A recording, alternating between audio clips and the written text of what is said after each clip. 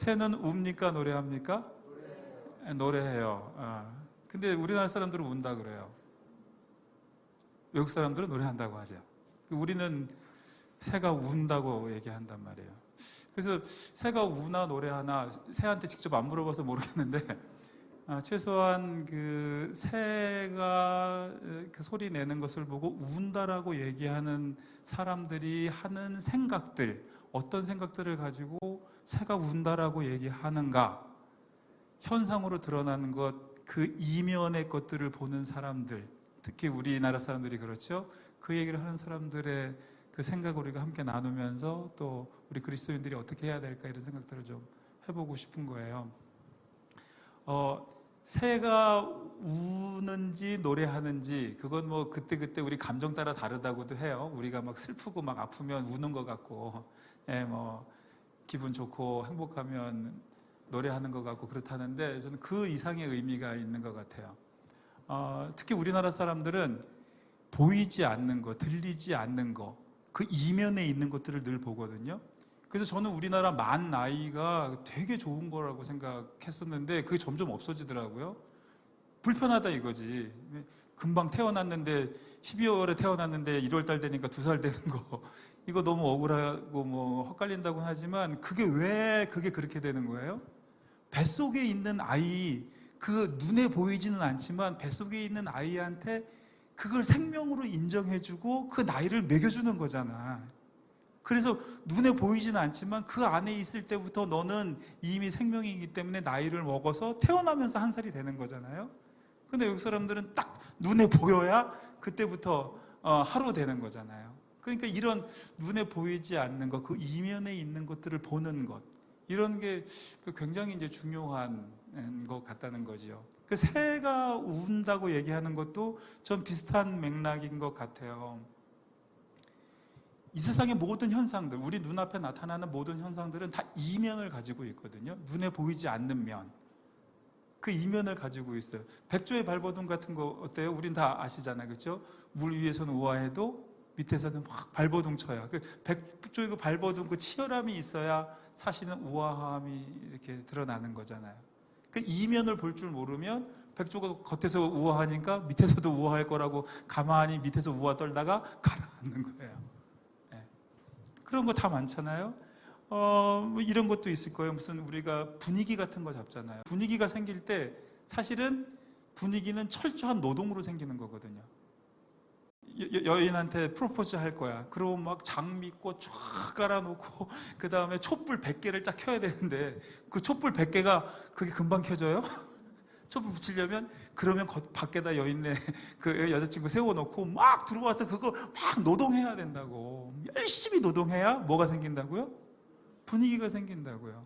그런데 그 분위기를 보고 내 남자친구가, 내 여자친구가 이 분위기를 만들려고 얼마나 많은 노동을 했을까를 생각해주는 그 여인, 그 친구, 그런 사람을 만나야 될 줄 믿습니다. 네, 그런 이면을 볼 줄 알아야 그 사람의 수고도 알고 그 다음에 인생을 살아가는 방식들에 대해서도 이해가 깊어지는데 우리는 그 이면을 잘 안 보는 거죠. 또 지난번에 제가 예전에 말씀드린 적이 있어요. 기브 앤 테이크. 네. 사람들은 사랑은 다 주는 거라고 노래. 사랑은 참으로 뭐 다 주는 거, 이게 주는 거래요. 그렇죠? 사랑은 주는 거라고 얘기하죠. 네. 여러분들도 시청자분들도 그렇게 생각하세요? 사랑이 정말 주는 거야? 근데 저는 그 이면엔 주는 게 아니라 받는 게 있다는 거죠. 기브 앤 테이크가 아니고 테이크 앤 기브예요. 왜냐하면 무엇을 주기 전에 주는 건 보이는 과정인데 주기 전에 반드시 안 보이는 데서 받아들이는 게 있는 거거든요. 그러니까 받아들이는 과정이 먼저 있어야 올바른 걸 주는 거지. 받아들이는 거 없이 주기만 하면 주고도 욕먹는다니까. 그래서 기브 앤 테이크라고 할 때도 그게 겉에 드러난 전면 그리고 보이지 않는 이면이 있는 거죠. 새는 우는가 노래하는가. 새가 노래한다고 얘기하는 사람들은 제가 볼 때 전면만 보는 것 같아요. 제가 볼 때 새는 웁니다. 왜냐하면 우는 새는 언제라도 노래할 수 있어요. 음악은요, 고통의 산물이에요. 음악이라는 것 자체가. 여러분, 악기, 지금 악기 여러 분야 얘기하면 타악기, 또 현악기, 관악기, 분관악기, 관악기, 성악, 건반악기, 이제 이런 정도로 구분할 수 있거든요. 여러분, 타악기가 뭐예요? 얻어맞는 거 참으면서 내는 게 타악기예요. 얻어맞는 고통을 참는 게, 그 악기 입장에서 생각해봐요. 맨날 주여 터지는 거라고. 음악이 그래요. 현악기는 어때요? 현악기 어때요? 그 팽팽하게 당긴 그 장력을 현이 참아내는 그 고통이거든요. 그걸 팽팽하게 당겨놓고 사포 같은 걸로 이걸 문질러. 사포로 여기를 문질러. 그래서 왜 저 현악기 연주들이 송짐 여기다 이렇게 붙이잖아요, 활에다가. 그거 뭐 하는 거야? 잘 붙어가지고 더 끈적하게 이거 더 아프라고. 현악기도 고통을 참아내죠. 목관악기 어때요? 리드? 예? 성악 어때요? 그 압력들, 밑에서 보이지 않는 데 쓰는 그 압력들을 다 참아내는 거잖아요. 그러니까 음악이라는 것 자체가 고통의 산물이에요. 그 사람들은 그런 생각을 안 하죠. 음악은 즐거울 때 하는 거라고 생각해요. 근데 음악 자체가, 음악의 그 이면은 늘 고통이라는 거죠. 고통. 우리 인생은 어떤 것 같아요, 여러분? 우리 인생은 고통이 기본일까? 행복이 기본일까?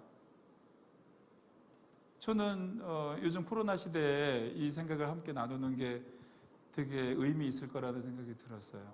과연 우리 인생이 고통이 기본일까? 행복이 기본일까? 뭐가 기본 같아요? 고통이라고 해야 될 것 같아요. 실제로 고통이죠. 우리는 하나님께서 그렇게 만들지 않으셨겠지만 범죄하고 타락한 이후에 인간의 삶은 고통인 거예요. 고통이 기본인 거야. 잠시 동안 고통을 잊을 수 있다면 그게 은혜인 줄 믿습니다. 저는 이걸 이런 차원에서도 생각했지만 반대로 우리가 주님을 따르는 차원에서도 제가 아주 심각하게 하나님 앞에 기도했던 적이 있어요. 아무리 결심을 해도 한 3일 지나면 제 결심대로 못 사는 거예요. 하나님 뜻대로 못 살더라고. 정말 부엌에 아니면 어디 금식 기도원 가서 기도 진하게 내려서 내가 이제 주 뜻대로 살리라 막 뜨거운 가슴으로 내려오도 3일 지나면 저는 또 이게 또 다 무너져 있고 정말 주님 뜻대로 못 살고 있는 모습을 발견하죠. 그래서 하나님 앞에 주여 저는 이것밖에 안 되는 놈입니다. 그러면서 자책이 들고 죄책감이 자꾸 느껴지고 그러니까 더 이렇게 사람이 다운되고 이런 시절이 있었거든요. 근데 어느 순간 그렇게 기도하는데 하나님이 그런 말씀을 주시는 거예요. 생각을. 너 원래 안 되는 놈이야. 너는 왜 네가 된다고 생각하니? 네가 그렇게 힘들어하는 이유가 뭐야? 네가 하나님 뜻대로 살 수 있는 사람이라고 생각하는 거 그거 오해다. 너는 원래 하나님 뜻대로 살 수 없는 게 기본이야. 네가 한순간이라도 하나님 뜻대로 살아낸 순간이 있었다면 그게 은혜야. 왜 전체 모든 걸 다 하나님 뜻대로 살 수 있는 거라고 상정해 놓고 그 안 된 하나 가지고 그 되지 않은 하나 가지고 그렇게 침울해서 그래? 너는 원래 안 되는 애였는데 원래 아무것도 안 되는 애였는데 그 하나가 된 거라고. 그러면서 제가 엄마 아빠가 되고 부모가 돼서 그 심정을 이해하는 거예요. 여러분 아이들이 걸음마하고 할 때 그 넘어진 거 주저앉는 거 그 개수를 세요? 한 발 뗀 것만 보잖아요. 그래서 하나님의 심정도 그렇게 이해가 됐는데 우리가 음악을 하는 것도 그렇단 말이에요. 그리고 우리가 인생을 대하는 태도도 과연 우리 인생이 정말 행복이 기본인가? 그래서 우리가 행복을 잃어버렸기 때문에 그렇기 때문에 이 코로나 시대에 이렇게 힘든 것인가? 돌이켜보자고요. 솔직히 말하면 우린 잃어버린 게 없어요. 힘들다 하는데 무엇을 잃어버렸죠 우리가? 잃어버린 게 뭐예요? 솔직히 조금 불편해진 거 있어요. 돈을 조금 못 벌었을 수 있고 그렇죠? 근데 실제로 따지고 보면 우리가 살아가는데 기본적으로 제공돼야 될 그 수많은 것들 그 기본이 너무나 탄탄하게 우리한테 제공되어 있는데 우리는 기준을 저 위에다 올려놓고 원래 그랬던 것인 것 마냥 맨손으로 왔던 우리가 무엇을 많이 누리는 것이 그게 기본인 것인 것 마냥 거기 위에다가 기준을 갖다 놓고 우리는 실망하고 힘들어하고 저 자신도 그렇고, 그래서 새가 우는가 노래하는가 이 생각을 하면서 새는 분명히 울고 있는 거다. 그리고 우리 그리스도인들, 특히 우리 노래하는 사람들은 울면서 노래할 수 있는 사람이 돼야 된다, 이 생각을 또 한 번 하게 되는 거예요. 그리스도인들에게 기쁨이란 기뻐서 기쁜 게 아니고 슬픔을 극복한 기쁨이라고 말씀드린 적이 있어요. 슬픔을 극복한 기쁨. 근데 그게 우리나라 사람들이 아까 이면을 보는 거라고 얘기했잖아요. 여러분, 그 우리나라 음악의 특징이 한이잖아. 한이 있어야 되거든요. 한이. 그래서 그 서편제라는 영화에 보면 그 한을 심어주려고 자기 딸내미한테 눈 먹는 한약을 먹이잖아요.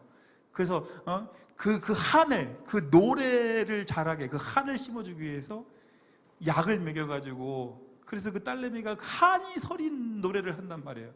근데 나중에 그 아버지가 딸한테 뭐라 그러냐면, 이제는 그 한을 승화시킨 소리를 해라, 이렇게 얘기하거든요. 한이 승화된 게 뭔지 아세요? 한을 승화시킨 노래가 뭐예요? 그게 흥이에요. 흥겹다 하지요. 그 흥겨운 게 좋아서 흥겨운 게 아니라 그 한이, 그 깊이, 그 뼛속 깊이 에 끓는 그 한이 승화되면 흥이 되죠. 그때 그 흥은 기뻐서 기쁜 게 아니에요. 기쁘려고 악을 쓰는 거죠. 기쁨을 선포하면서 나가는 거죠. 그리스도인들이 이 시대를 살아내는 우리들의 마음이 이 아픔을 가지고 노래할 수 있어야, 이 아픔을 승화시켜서 노래할 수 있어야 참 그리스도인의 모습이고, 우리가 범사에 감사하라는 주님의 말씀을 그렇게 순종하면서 나아가게 되는 삶의 자세가 될 줄로 믿습니다. 네. 그래서 오늘 그냥 이런 말씀 간단하게 드리려고 준비했던 거예요. 새는 우는가 노래하는가? 정답은 모르겠지만 최소한 울면서 소리내는 그 새는 언제라도 노래할 수 있는데, 노래하면서 소리내는 그 새는 노래가 그칠 순간이 있는 것 같아요. 여기 나와 앉아있는 우리 모두, 그리고 방송을 보시는 모두, 저를 포함해서 고통이 없는 사람은 없습니다. 지금 기쁨만 100%인 사람이 어디 있어요? 그래서 우리 믿는 사람들은 새가 웁니다. 믿는 사람들은 웁니다. 하지만 그 울음이 남들에게 노래가 되도록 그렇게 승화시켜서 살아가는 우리 삶이 되었으면 좋겠습니다. 네, 오늘 여기까지 하겠습니다.